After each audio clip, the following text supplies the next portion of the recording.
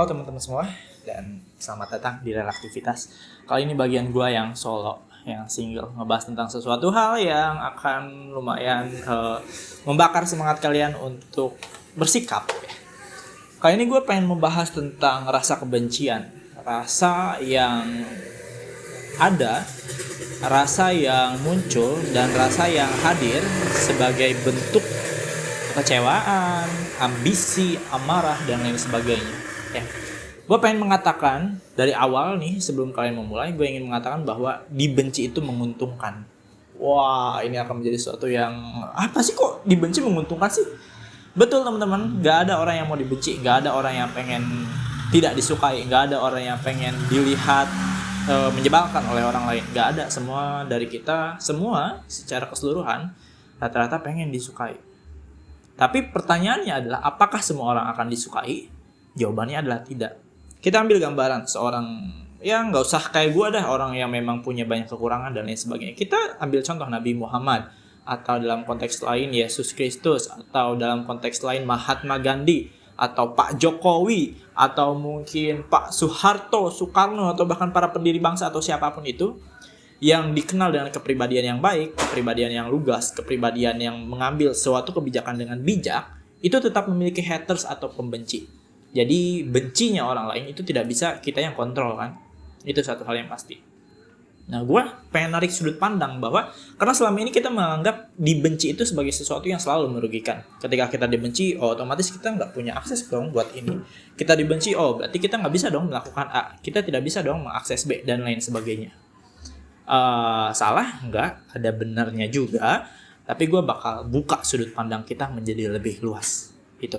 Nah, jadi gue pengen bahas, dibenci itu menguntungkan kenapa? Gue pengen kategorikan dulu dibencinya seperti apa. Kalau kita membunuh seseorang, kita merugikan seseorang, kita memukul seseorang, kita menghancurkan bangsa seseorang, kita memburu ras Yahudi, gitu kan. Kita dibenci, kita melakukan genosida massal, kita dibenci. Itu sesuatu yang tidak menguntungkan, jelas. Itu sesuatu yang memang kayak, ya kita dibenci berdasarkan apa? Kejahatan yang kita lakukan gitu, kesalahan yang kita lakukan. Dibenci yang gue maksud bukan itu, tapi dibenci atas segala sesuatu pencapaian kita, atas segala sesuatu tindakan kita yang ya belum tentu itu ada dampaknya ke orang lain. Misal, kita dibenci karena pendapatan kita, atau kita dibenci karena pencapaian kita lebih dari orang lain. Sering kan kayak gitu. Misalkan kalian dibenci karena kalian ranking 1 terus nih di kelas, sehingga kalian tidak menyisakan orang lain untuk yang dapat ranking 1 gitu. Atau kalian dibenci karena kalian selalu menang lomba, sedangkan yang lain selalu kalah. Itu kan dibenci juga konsepnya. Nah, gue pengen menyampaikan bahwa dibenci konsep dibenci yang seperti itu menguntungkan buat kalian. Buat kita khususnya, karena gue juga sering mengalami. Jadi gini, ada beberapa hal yang gue alami. Yang bisa gue baca, yang pertama adalah ketika kita dibenci dengan demikian, artinya kita secara tidak langsung melakukan seleksi alam. Bukan kita yang melakukan, tapi alam menyeleksi sesuatu untuk kita. Ketika kita dibenci oleh seseorang, oleh semua orang bahkan, dengan konsep yang tadi ya, atas pencapaian kita, artinya kita menghapuskan orang yang memang sebenarnya tidak suka sama kita. Kita menghapuskan orang yang iri dengan kita. Kita menjauhkan orang yang memang punya niat buruk terhadap kita. Itu poin pertama loh teman-teman. Dan ya, gue pernah dengar suatu quotes seperti ini tentang dijauhi oleh orang-orang ya, konteksnya, dan dibenci. Muhammad Ali deh kalau nggak salah pernah mengatakan, aku hanya berdoa kepada Tuhan untuk dijauhkan dari musuh-musuhku. Ya, tapi ternyata beberapa saat kemudian, beberapa waktu kemudian, yang pergi justru teman-temanku. Paham nggak artinya? Artinya musuh kita itu adalah teman-teman kita. Bisa jadi seperti itu, walaupun ini nggak selalu seperti itu ya, bisa jadi ya menjauhin karena memang misalkan Muhammad Ali pada saat itu melakukan kesalahan. Tapi konteksnya kalau misalnya seperti itu, artinya memang yang pergi adalah orang-orang yang memang musuh kita. Ya, jadi Tuhan lebih tahu apa yang tidak kita ketahui. Tuhan mendengar sesuatu yang tidak kita dengar, teman-teman. Ketika kita dibenci atas pencapaian kita dengan konteks yang baik, kita dijauhi oleh teman-teman kita, artinya memang dari awal mereka bukan teman kita. Bukan mereka yang berubah, tapi mereka menunjukkan sifat aslinya. Paham? Jadi itu poin pertama yang pengen gue sampaikan. Mengapa dibenci itu menguntungkan, bahwa dengan kita dibenci dengan konsep yang tadi, atas pencapaian kita, artinya kita menyeleksi untuk kita orang-orang atau tipe-tipe manusia yang memang berhak atau pantas berada di sekitar kita. Ya, seperti itu. Yang kedua, mengapa dibenci itu menguntungkan? Dalam konteks yang tadi, dibenci akan menguntungkan karena ketika kita disukai, orang-orang bakal datang ke kita. Ketika kita mendapatkan hadiah, ketika kita mendapatkan pencapaian, mendapatkan hadiah 100 juta rupiah, berapa banyak orang yang datang ke kita? Ada yang tiba-tiba ngaku saudara, ada yang tiba-tiba ngaku baraya, atau ada yang tiba-tiba ngaku seperjuangan, atau ngaku teman SMA, teman SMP dan lain sebagainya. Ya, kalian ingat dulu di Amerika kalau nggak salah ada yang menang lotre, tiba-tiba ada yang ngaku dia ternyata anak baptisnya lah, bapak baptisnya lah dan lain sebagainya. Itu hanya untuk mendapatkan kekayaannya. Tapi ketika kalian dibenci dan kalian mendapatkan keuntungan, tidak ada yang datang ke kalian, artinya kalian beruntung karena kalian tidak bisa dimanfaatkan oleh orang lain. Dan seharusnya yang berusaha untuk memanfaatkan pun punya rasa malu dong. Masa mau minta tolong sama orang yang kita benci? Gitu. Saya misalkan menyukai Pak Jokowi, saya minta tolong ke Pak Jokowi wajar karena saya suka kepada beliau. Saya suka kepada beliau, makanya saya minta tolong, saya berharap kepada beliau untuk menolong saya. Tapi ketika saya benci sama Pak Jokowi, saya minta tolong ke Pak Jokowi, gengsi. Karena saya membenci. Saya mengatakan Pak Jokowi, pemerintahannya buruk. Ini konteks ini ya. Ekonominya buruk dan lain sebagainya. Tapi Pak Jokowi kasih saya laptop dong. Gengsi dong. Bukan cuma gengsi, malu, harga diri di sana dipertaruhkan. Ya. Jadi ini adalah salah satu hal yang penting dan utama perlu kita lihat bahwa itu bisa menjadi pertimbangan bahwa dibenci itu menguntungkan. Dan poin selanjutnya yang ketiga, kalau nggak salah ya, gue nggak pernah ngitung sebenarnya poinnya ada berapa. Dibenci menguntungkan adalah karena dari awal kebencian itu akan memang ada, dan ketika kita dibenci itu salah satu bagian hidup untuk membuat kita menjadi lebih baik.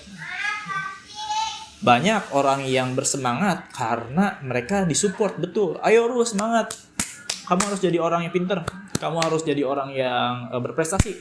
Kamu harus jadi orang yang sangat kreatif dan lain sebagainya. Tapi keberadaan mereka ada memang untuk membuat kita bahagia. Satu-satunya yang jujur itu cuma musuh kita. Teman kita ada, ya memang keberadaan mereka untuk membuat kita bahagia, untuk support kita, untuk mengatakan sesuatu yang ingin kita dengar. Temen gue pasti bakal selalu bilang, lu keren, lu mantep, lu A, lu B, lu C, lu mantep, pokoknya si paling spesial dan lain sebagainya. Tapi musuh gue bakal bilang apa? Seandainya gue punya musuh ya, tapi gue gak punya. Musuh gue bakal bilang, Rul, lu jelek, Rul, lu bodoh, Rul, matematika lu kurang. Lihat, dia lebih memperhatikan kita, dia menunjukkan di mana kekurangan kita. Jadi ketika kita dibenci, kita dikatakan, dia mah gini, padahal kelakuannya gini. Dia mah kelihatannya so pinter, padahal ternyata matematikanya bodoh. Di situ kita ketahui, kekurangan kita di matematika artinya. Maka di saat itulah improvement itu berlaku. Ya. Jadi perkembangan diri kita di sanalah berlaku, dimulai. Dan itulah sebabnya mengapa kata gue mengatakan bahwa dibenci itu menguntungkan. Dengan dibenci kita ditunjukkan jalan mana saja yang kita ambil kurang, keputusan mana saja yang kita ambil tidak tepat dan sebagainya. Itu akan ditunjukkan loh. Kalian kenal Rocky Gerung, dia selalu menyampaikan kritik kepada Pak Jokowi, gitu kan, tentang sistem pemerintahan dan lain sebagainya. Kalian kenal Ali Mohtar Ngabalin, dia selalu ngebela. Ali Mohtar Ngabalin akan selalu mengatakan kata apapun Pak Ali Mohtar Ngabalin, maaf ya. Itu akan selalu mengatakan apa yang mendukung kebijakan Pak Jokowi. Baik itu kenyataannya benar, baik itu kenyataannya baik itu kenyataannya merugikan dan lain sebagainya, akan tetap didukung. Tapi Pak Rocky Gerung enggak. Kenapa? Karena dia menempatkan diri sebagai oposisi. Dia menunjukkan bahwa ini loh Pak, kedunguan pemerintah di sini loh, kesalahannya di sini loh, ketidaktepatannya di sini loh, kekeliruannya. Dia yang menunjukkan. Gue nggak membela sepenuhnya, tapi dalam konteks ini bukan rasa benci ya, gue lebih menempatkannya benci terhadap pemikiran ya. Gue bisa menangkap bahwa Rocky Gerung bukan membenci terhadap pribadi Pak Jokowi dalam hal ini. Ini profesionalitas yang keren, perlu kita acungi jempol bahwa yang diserang adalah kebijakannya, yang diserang adalah keputusannya, bukan pribadinya, bukan ad hominem. Itu salah satu logical fallacy dan dia pastinya tahu tentang hal itu, jadi dia akan memahami menyerang pribadi itu berbeda dengan menyerang kebijakan gitu. Lihat kan, ditunjukkanlah mana yang buruk, ditunjukkanlah mana yang kurang, dan itu akan menjadi bagian self improvement buat diri kita kalau kita paham dan kalau kita sadar seperti itu. Jadi teman-teman, kalau misalnya di antara kalian ada yang dibenci oleh circle kalian, ada yang dibenci oleh lingkungan kalian, ada yang dibenci oleh pertemanan kalian atas dasar sesuatu yang konsepnya kalian tahu itu sudah tepat, kalian dibenci hanya karena mereka iri, dengki, atau apapun itu ya, kalian ketahuilah saat itu juga kalian beruntung, kalian diuntungkan, dan jangan pernah ragu kalian merasa dirugikan kalau kalian dibenci dalam konteks itu ya. Jadi gue mau kasih gambaran lagi, the conclusion atas percakapan kali ini, gue bedah dua jenis dibencinya. Dibenci karena kita melakukan kesalahan, kebijakan yang bodoh, kebijakan yang tidak tepat, atau sesuatu yang memang merugikan, dibenci wajar, dan itu sebaiknya kita nggak bangga atas dibenci seperti itu. Tapi yang satunya adalah dibenci yang gue bahas adalah dibenci di mana kita memang melakukan sesuatu dan orang lain tidak senang atas pencapaian kita, atas sesuatu yang kita capai, kita diuntungkan atas dibenci dengan cara seperti itu. Yang pertama, tadi gue sampaikan juga bahwa hal itu memang akan membuat klasifikasi, akan menyeleksi orang-orang mana saja yang memang tepat di sekitar kita, gitu kan? Dan sehingga pada akhirnya gue juga sampai pada tahap menjelaskan bahwa hal itu akan menguntungkan kita ketika kita mampu merespon, kita mengambil tindakan seperti apa yang akan kita ambil, respon seperti apa yang kita ambil, hingga akhirnya ya ketika kita mendapatkan keuntungan seperti hadiah dan lain sebagainya, kita tidak dirugikan, kita tidak perlu membagi atau kita tidak perlu memberi kepada orang yang memang tidak berhak mendapatkan apa yang kita dapatkan. Yang ketiga, gue ngedirect sampai ke tahap di mana kita itu akan menjadikan rasa kebencian itu dari orang lain menjadi self improvement buat kita, dan itu menjadi poin penting yang perlu diperhatikan menurut gue, karena ya kita akan dibenci sebaik apapun kamu, dengan latar belakang apapun kamu, dengan kepribadian seperti apapun kamu, dengan sesempurna apapun kehidupanmu, dengan sebaik apapun kebijakanmu, dengan sepandai apapun kamu dalam menyampaikan pendapat, kritik, solusi dan lain sebagainya, atau bahkan kebijakan, kamu akan tetap dibenci. Dan ya satu-satunya cara yang bisa kita ambil adalah dengan menanggapi rasa benci itu seperti apa. Dan ya itu kurang lebih pembahasan tentang mengapa dibenci itu menguntungkan. Dan ya kalian harus nonton fullnya ya. Otomatis kalau misalnya kalian sampai tahap ini artinya kalian udah nonton fullnya, dan gue harap kalian bisa mengerti mengapa dibenci itu menguntungkan. Dan ya, see you next time teman-teman. Semoga kita bisa ketemu di lain waktu. Sampai jumpa kembali di aktivitas yang akan datang. Bye bye.